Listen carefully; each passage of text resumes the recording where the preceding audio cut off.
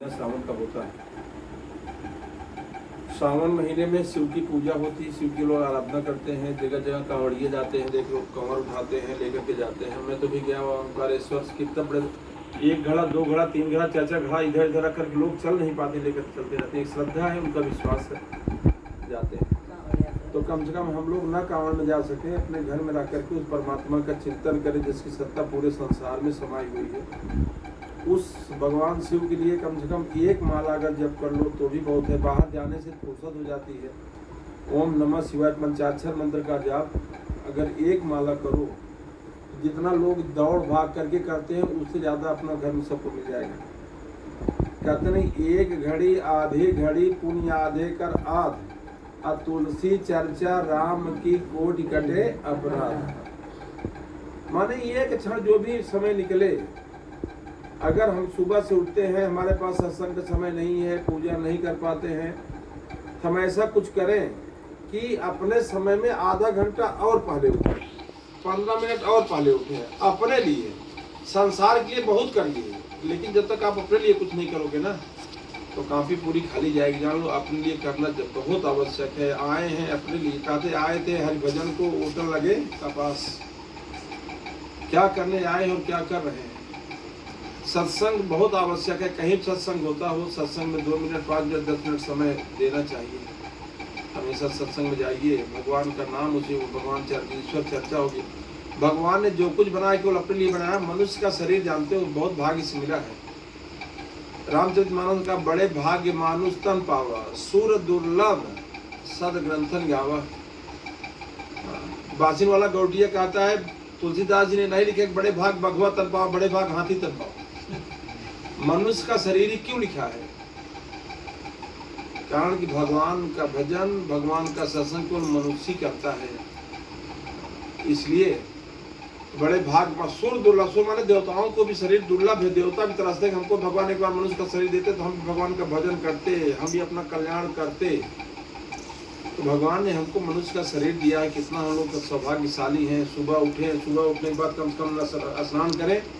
स्नान के बारे में कहा, स्नान करो ना करो, 100 काम छोड़ करके नहाना चाहिए, 1000 काम छोड़ के भोजन करना चाहिए, लाख काम छोड़ के दान करना चाहिए, और करोड़ों काम छोड़ करके सत्संग करना चाहिए। करोड़ों काम। लेकिन यहाँ लोग एक काम नहीं छोड़ना चाहते हैं। पहले खेती, कि नहीं हम खेत में जा रहे हैं, हम नौकरी में जा रहे हैं, हम दुकान देखने जा रहे हैं। पूछो, शरीर है, स्वस्थ है, तब तो सब कुछ कर रहा। शरीर नहीं रहेगा तो सब होगा कैसे? जिस परमात्मा ने इतना सुंदर और स्वस्थ शरीर दिया है, संसार का सारा सुख हमको दिया है, अगर हम उसका नाम भी ना लें, अगर उसका भजन भी ना लें, क्या करना है? कहते नहीं, जय तन दियो ताई बिसरायो, ऐसो नमक हरामी। जिसने शरीर दिया उसी को भूल गए हैं। तो नमक हराम में नमक हलाल है? नमक हराम अच्छा होता है कि नमक हलाल अच्छा होता है? बताओ बोला। हाँ, नमक हराम खराब होता है नहीं, नमक हलाल अच्छा होता। कहते हलाल का खाओ, हराम को मत खाओ। बिन सत्संग विवेक न होई, राम कृपा बिन सुलभ न सोई। बिना सत्संग ज्ञान नहीं होता। आजकल देख लो, महाराष्ट्र में देख लो, छत्तीसगढ़ में देख लो, उत्तर कहीं जाकर के देख लो, कोई भी माता पिता अपने बच्चे से नहीं कहते मानिक भाऊ बेटा मेरा पाँव छुओ। कभी नहीं। दूसरे के जरूर पाँव छुआ, लेकिन अपना पाँव छूने के लिए कभी नहीं कहते। शास्त्र से, सत्संग में हमेशा ये बताया जाता है कि मनुष्य का शरीर पाए हो तो सबसे पहले सुंदर आचरण रखो। प्रातः काल उठ के रघुनाथा, माता पिता गुरुनामय माथा। भगवान को पाँव छूने की क्या जरूरत है? बताओ। भगवान का तो भले ही जन्म लिए थे, लेकिन महाराज दशरथ और कौशल्या जब मनु और शत्रुपा के रूप में तपस्या किए थे, तो उन्हीं को भगवान को पाने के लिए वरदान पाए थे, यज्ञ किए। तो भगवान खुद उनके यहाँ आए थे, लेकिन लोगों को आचरण दिखाने के लिए खुद पाँव सुबह पड़ते थे, गुरु के पाँव जाकर के पड़ते थे, तब दूसरा काम शुरू करते थे। तो सत्संग में बताया जाता है कि अपने माता पिता के साथ कैसे आचरण करना चाहिए, अपने बड़ों के साथ कैसा व्यवहार करो, छोटों के साथ कैसा आचरण करो, हमारा कर्तव्य क्या है, क्या करने आए हैं, क्या कर रहे हैं, मानव जीवन का चरम लक्ष्य क्या है, मानव जीवन का कर्तव्य क्या है। वास्तव में सत्संग में केवल गुरु के सानिध्य में ये सारे ज्ञान प्राप्त होते हैं। जानते हो, पहला गुरु कौन होता है? माता पिता।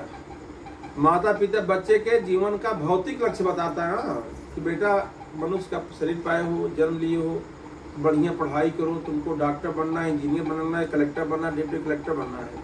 अब गुरु अपने शिष्य को बार बार सावधान करता है कि मनुष्य का शरीर बहुत ही दुर्लभ है, बड़े भाग्य से मनुष्य का शरीर मिला है, अपना आत्म कल्याण करो, कारण कि शरीर बार बार मिलने वाला नहीं है। इसीलिए सत्संग बहुत जरूरी, बिन सत्संग विवेक न हो। लेकिन आखिर लिखते नहीं कि राम कृपा बिन सुलभ न सोई। जब तक उसकी कृपा नहीं होती ना, तब तक सत्संग का सौभाग्य प्राप्त नहीं होता है। इसमें कितने लोग माने कल वाले में रहेंगे, नहीं रहेंगे, फिर इकट्ठा होते नहीं होते, कहाँ रहते, कैसे रहते हैं, उसी की प्रेरणा है। तो आकर के यहाँ बैठे एक साथ भगवान को उच्चारण लेते हैं। राम का नाम कितना आवश्यक है। कहते नहीं राम कहो आराम मिलेगा, खाने को पकवान मिलेगा, रहने को मकान मिलेगा। राम कहो, राम में इतनी शक्ति है। कलयुग लाख बुरा हो भाव, कलयुग लाख बुरा हो, कलयुग की बहुत लोग आलोचना करते हैं, लेकिन कलयुग में राम नाम संकीर्तन का इतना महत्व है कि राम नाम संकीर्तन से मनुष्य अपने जीवन को सुंदर ढंग से आगे बढ़ाते हुए अपने जीवन के लक्ष्य को प्राप्त कर लेता है। कलयुग केवल नाम आधारा, सुमिर सुमिर नर उतराई पारा।